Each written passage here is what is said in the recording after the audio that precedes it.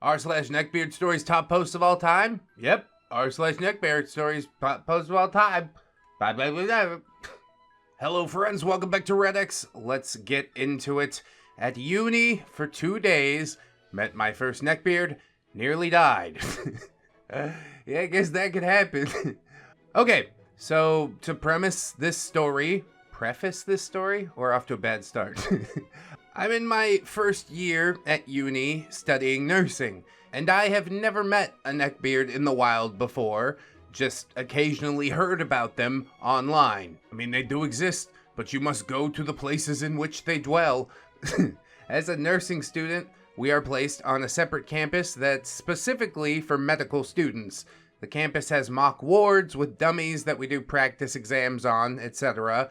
This campus is like 99.9% female, as it's mostly nurses and social workers, not doctors. Yeah, doctors, that's a job for boys. I'm just a little baby girl, I gotta go be a nurse. I'm sorry, but what? Second day of uni, we was timetabled to do a tour/induction of the main campus, where probably 70%-ish of other courses are also located. The induction course is mixed, and they essentially cram as many students as they can into this giant lecture hall for upwards of 2 hours, whilst students slowly start dying in this mock sauna. Being around other people, ew. In the chaos of being corralled into this room, I lost my friend and just ended up stood next to a total stranger who happened to be our neckbeard. Lecture beard, why not? This guy was very large, both in height and weight, which definitely isn't helpful in the heat of this room. A black t-shirt with a visible stain on the shoulder. I later saw it was some Metallica, some My Little Pony mix. I'm not sure. Dude, what the hell are you talking about, OP? It's like, yes, he's big and also print on t-shirts. Like, okay. A little sidetracked here. He had a short top hat. Yes, a top hat on a hot day. 2 days into uni at a casual event. And a beard that connected from the nose down into visible chest hair. Well, he sounds a right specimen of a man, doesn't he? If he wasn't wearing a My Little Pony shirt, I'd argue Chad. We didn't mention anything about smell or anything. Just height and weight. Whatever, man. Please make me hate him soon, okay? After an hour or so of listening to this god-awful lecture, I started talking to this perfectly normal girl next to me, and we kind of hit it off and became friends. Neckbeard decided that he wanted to be friends too. I'm sure he did. Bear in mind, I've just exhausted all of my social energy for the day on this girl, so I'm now in one-word reply territory.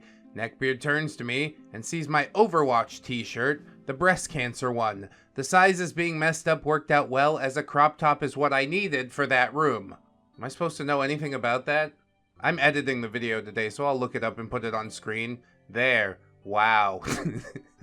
And it just happened to be at crop top.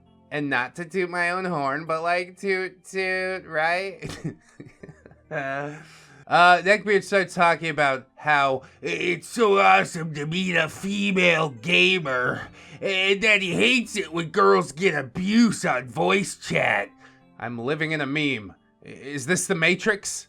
I don't know, man. He doesn't even seem so bad. OP looks like she's just out here to start a problem. How dare you call me a female gamer? It's like, aren't you wearing an Overwatch t-shirt? Do you not like that game? You just bought it because it looks cool? Anyway, I continue talking with Neckbeard in my 4-word maximum answer way for the next 45 minutes. You could have just like shuffled into the crowd and gotten lost. And then when the lecture's over, I head for the exit and that sweet, sweet fresh air. I head over to the smoking area. Yes, the freshest air. And Neckbeard comes too. I think nothing of it and just continue on my phone, trying not to have a breakdown. Is this like really that traumatic for you? Because he really doesn't seem like he's done anything quite yet. Little creepy, sure. But one open, honest, succinct conversation can set the record straight, you know? Still worth having a breakdown over? Alright, whatever. Neckbeard comes over and asks me if I'm going to the dance tonight. Kind of confused at this point because the only event I'm aware of that night is an EDM/house event at the Student Union Club, and Top Hat Boy said it as if the event was ballroom. Alright, I'm gonna go ahead and stamp it. OP's a total bitch. Like, no. What, are you just gonna wear your stupid hot top hat at an EDM event? Actually, that's one of the more reserved costumes that'll be there. I just tell him, no, I'm not. I'm going to the EDM house event, cause that's more my scene. And he, no joke, replies, I'll see the fine lady there. Does the fastest 180-degree heel spin I've ever seen, and walks away. Yeah, I'm weirded out that OP is so offended by this whole thing, honestly. You really are just looking for a reason. I'm the victim here, right? He asked me to a dance. Ugh! Does he actually do anything egregious at some point, or are we just gonna sit here the whole time and be like, look how terrible. That's so awkward. I've seen the depths of awkwardness, okay? Either he literally did nothing outside the social contract, or you just suck at explaining things. So, fast forward like 8 hours, and I arrive at the Student Union Club with the people from my halls. We make our way in, and at this point, I totally forgot about Top Hat Boy. I told my friends at the halls and laughed, and then we moved on. So did you forget about him, or did you tell your friends? Well, also, what's up with people from the halls? Like you're a bunch of dwarves or something? And then, all of a sudden, for the sake of the plot, there he is! Top Hat Boy, at the bar, between me and that sweet tequila. You are just the type to drink tequila, aren't you? I try and walk to the bar incognito, but being 5'11" and a high heel wearer, I'm about as subtle as a sledgehammer. Yeah, not by choice, that's just how it turned out. I don't know what you want me to do. Maybe not wear high heels, whatever, dude. You could just say, like, hey, not interested. One direct conversation rather than what could be literal years of awkwardness. So again, for the sake of the plot continuing, Top Hat Boy spots me and comes over. I continue with my one-word answers. Yeah, from earlier today, I guess. And I really just try to get my drink and leave. He doesn't get the message that I'm not at all interested. Did you say it with your mouth, or you're just like expecting him to pick up a clue? He doesn't seem like the most keyed in type of fella, if you know what I'm talking about. Some things need to be drawn in crayon for him, and that's fine. You have to at least tell him first, before I can get mad. Luckily, one of my guy friends walked past, and I grabbed him and pulled him in, and then weirdly, for him, started holding him like he's my boyfriend. Luckily, he understood and played along. My plan was that this would be a very, very obvious way of telling Top Hat Boy that I'm not at all interested, but oh boy, I wish that's all that happened.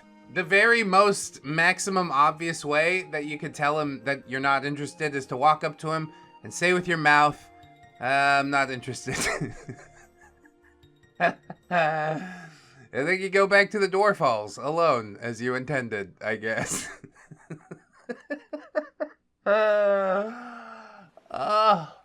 So finally, I managed to somehow lose Top Hat Boy and go on about my night, with tequila helping me to forget him. I go to the smoking area to cool down, and I'm stood at the top of the stairs, and then I see a now drunk Top Hat Boy. He begins to swear at me, calling me a slut and a whore for leading him on. And me being drunk, well, I start swearing back, and we got into a huge argument, and then Top Hat Boy pushed me backwards, cockling my ankle and sending me flying down the 15+ stairs, Jesus, that lead to the actual smoking area, knocking me unconscious and cutting my head open. What the fuck? It really feels like that came out of nowhere. I was going to bat for this. What have you done? Oh my God. She's dead for reals. Well, he's doing some jail time, that's what I know. Dude, I did not see that coming at all. What signs were even there? I guess you get drunk and like, yeah, stuff just happens. You go flying off the handle. That's why I don't partake, man. It's horrible that he had this ugliness inside of him, that I didn't see it, despite OP clearly trying to lay it out like that. And also that OP had to experience it. That's crazy. 15 stairs? How are you not dead? So I spent around 8 hours in hospital, having various scans of my brain, as they initially suspected that I had a bleed on the brain, as I was severely confused and unable to talk at all when I was in the hospital. The neurologist said I was incredibly lucky to have not had major brain injuries, as the damage to my head was caused by repeatedly smashing my skull into the corner of the steps, leaving large blood spatters. Repeatedly? That's not just falling down the stairs then? Like he jumped on top of you and started smashing your head into stuff? What the hell is happening? I wish this story wasn't so incoherent so I could know what was happening. Alright. The bouncers grabbed Top Hat Boy and held him on the ground until the police came and arrested him. I've been completely out of it for 6 days, and tomorrow's the first day that I've been a functioning human, with tomorrow being the day the uni and police update me on what's going to happen to Top Hat Boy. Today's the first day you're functioning and you're like, I'm gonna write a Reddit post about what happened to me? I don't know, man. Seems sus. Like, I much more believe it when it's like, I'm remembering back to years ago. TLDR, Neckbeard constantly talks to me, with me obviously not being interested. I pretend my male friend is my boyfriend to get rid of Neckbeard. Neckbeard pushes me down the stairs, leaving me unable to function for 6 days. You got a fake boyfriend, he pushed you down the stairs. It's like, there's some more escalation happening, but I guess it's just the alcohol happening. There's an update here. Okay, so first day back to uni after Top Hat Boy threw me down the stairs like a slinky. Oh, that's how it was repeatedly. Duh, okay. The uni was basically eating my ass to make sure I'm okay, seeing if I wanted counseling, etc. I declined because, to be honest, I'm not really traumatized by the whole event. What? You ain't gotta lie to kick it, bro. Top Hat has since gone AFK from uni after the police released him, and basically now just waiting to see what's going to happen, i.e., will they find Top Hat Boy? Oh my god, I'm on the edge of my seat.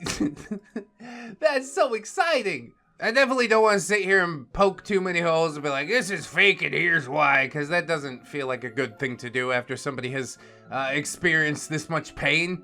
But I really hope the comments can agree with me that this seems like it came out of left field, man. Alcohol probably did cultivate that in a big way, but I don't know, it just went from like 0 to 100. It's one of the most brutal stories that we've ever heard. If the cops do find him, he's going to jail. That's what I know. But anyways, I guess we'll jump in and do another story and see how it goes.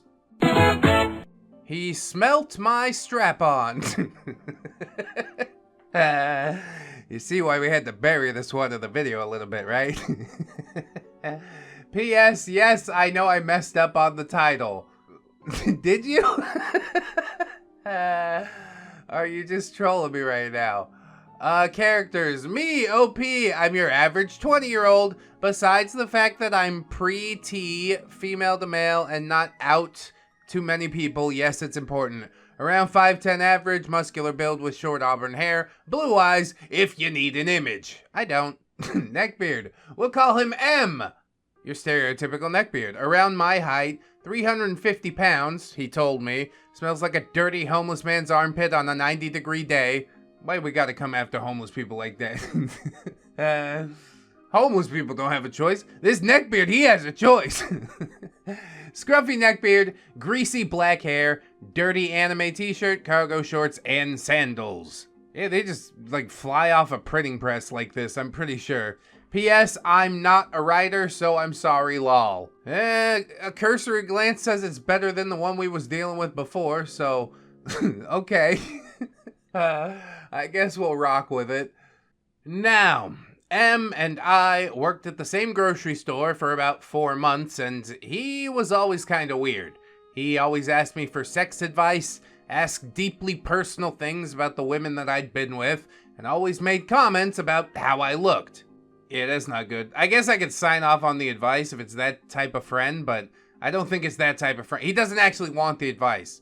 He's just trying to turn the conversation sexual. OP continues now. I knew that M was very creepy, and he had weird interests, but he kept asking me to hang out, and when all my roommates and friends moved home for the summer, I decided, why not? What's the worst that could happen? Yeah.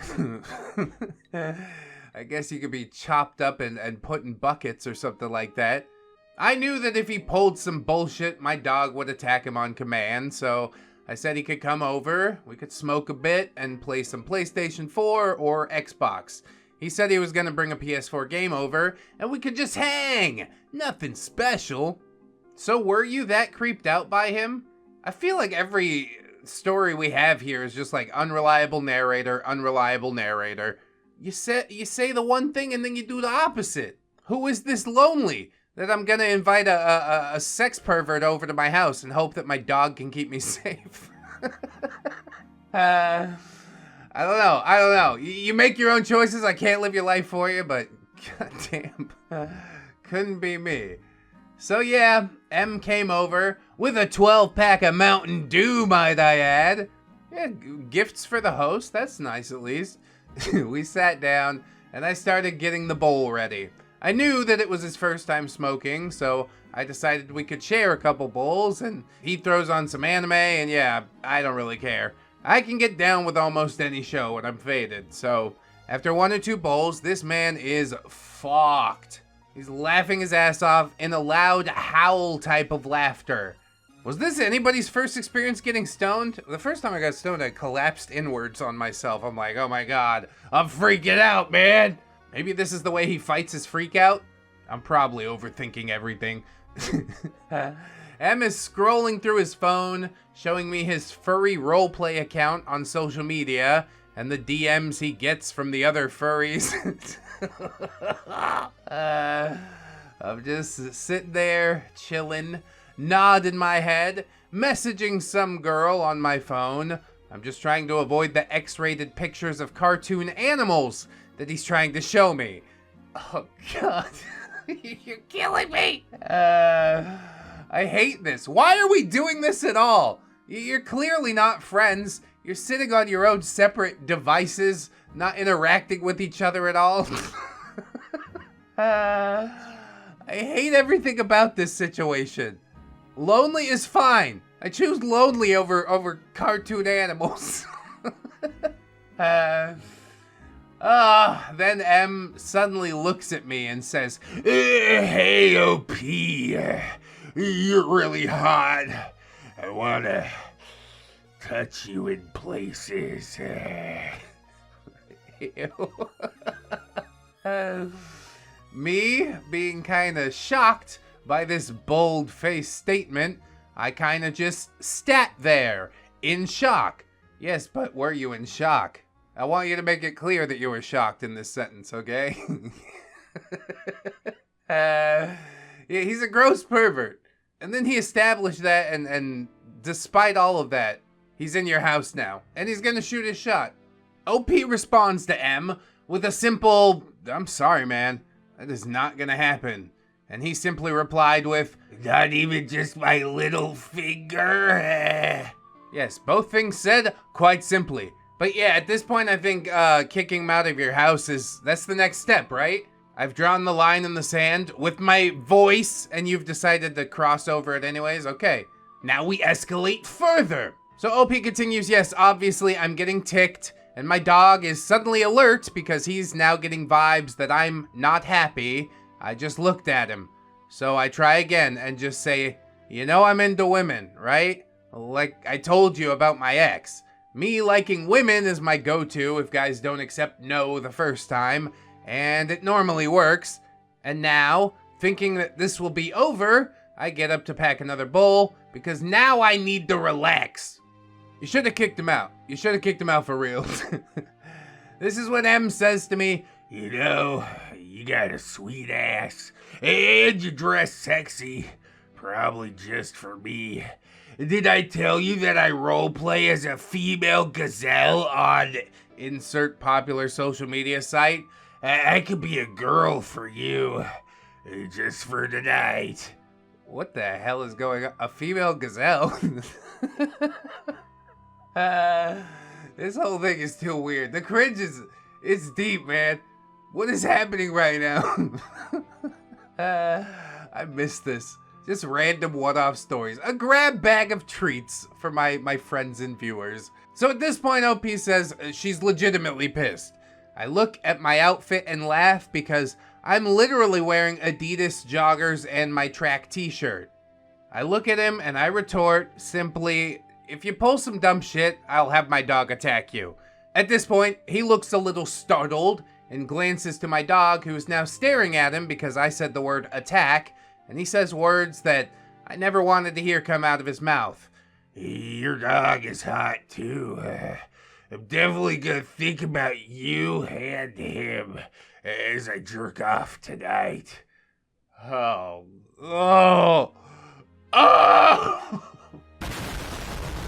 I shit you not. Please, can we not do any of this now? It is slowly and steadily devolved. Again, I don't want to believe that any of this is real. Can we have the dog maul him just a little bit? Just for fun? So that's the only image that you have of my dog in your head, is fangs and fur barreling towards your face. Yes, this man had the balls to look at me and say all of these things. So now I'm extremely upset. My dog is my angel, and my dog's literally the reason I stay alive, and no one speaks of him this way.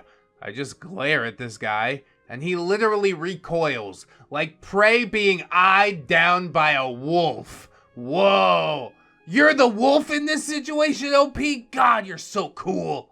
Then again, when standing next to Furry Zeuscum, anybody would look cool, really. So OP says to him, that is fucked up. Do not ever sexualize my dog. That's the most messed up thing anyone has ever said to me. The only reason you haven't left my house yet is because I know you're high and have no filter, and my dog and I will tear you to shreds the second you pull anything. He starts saying some stuff about how no one ever wants to date him or talk to him. About how he's a nice guy and he doesn't get why people won't give him a chance. He then again says to me in the same breath, you're really attractive. I want to do so many things to you. You're a goddess that should be worshipped. See? Things like this? You say things like this? Yeah, of course nobody's gonna be like, I'm signing up for that ride. It's weird. You're putting women on a pedestal. You're like a miserable, pathetic little person, and you're like, you can fix me. It works on some chicks. It does, but it doesn't work out for very long, okay? This guy sees himself as a worm, and I think that's really sad. If he could be comfortable in his own skin and learn to have some fun, I'm sure he'd find a milady to milady. But you're not even, like, faking it well right now. So at this point, OP says, I'm high as shit. And I'm really getting a kick out of this because he simply isn't getting the point. Maybe that's what this really is all about, isn't it, OP? You getting a kick out of all of this. This is how you stroke your own ego? I mean, people do weirder stuff. I'm not here to judge or anything. I just wanted to confirm that that is indeed, in fact, what is happening. So OP says, I finally decide to come out with it. I say, look, M, I'm trans. I'm a guy. I date women. That's why I don't correct people when they call me him, her, where we're at work. I'm not your goddess, and you sure as hell aren't gonna bang me. He looks me up and down and then to my chest, and junk, of course, and back at my face, and he says, yeah, you're a girl. You have boobs, and you let people call you she, her. You don't have to be rude. I mean, he did agree to be your little lady gazelle for the night, if that's what you're into. If your argument was, I'm not attracted to you, I let it fly. But if you're saying, like, I only date women, yeah, he agreed to do that for you, so what's the problem? OP clarifies, okay, yes, I do let people call me she, her if they don't know me, and customers generally don't know me, because I'm pre-T and still look pretty feminine, and I got a pretty large chest. Mostly I look like a really, really masculine butch lesbian, and only pass for a guy about 60% of the time. I look at him in awe and just blurt out all of my frustration. Yes, I get it. I have a woman's body. Don't point it out to me because it makes me very, very, very uncomfortable. and it makes my dysphoria go insane. I do my best, I bind my chest, I use a packer, I present masculine. I can't get on T because of a family situation. I heard that allegedly your local Reddit mod can tell you how to make it in a bathtub, if you want. Just if you want. That's what I heard. At this point, I'm feeling very self-conscious from his blatant staring at my chest, and I excuse myself to the bathroom to cool down. And when I come back, what is this man doing? He's been rummaging through my dresser and is now sniffing my strap-on. There it is.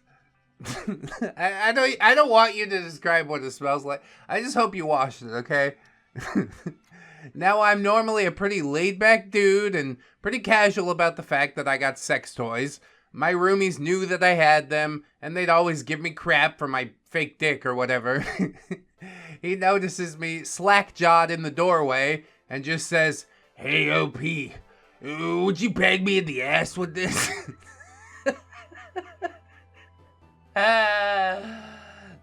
No, I don't think I will.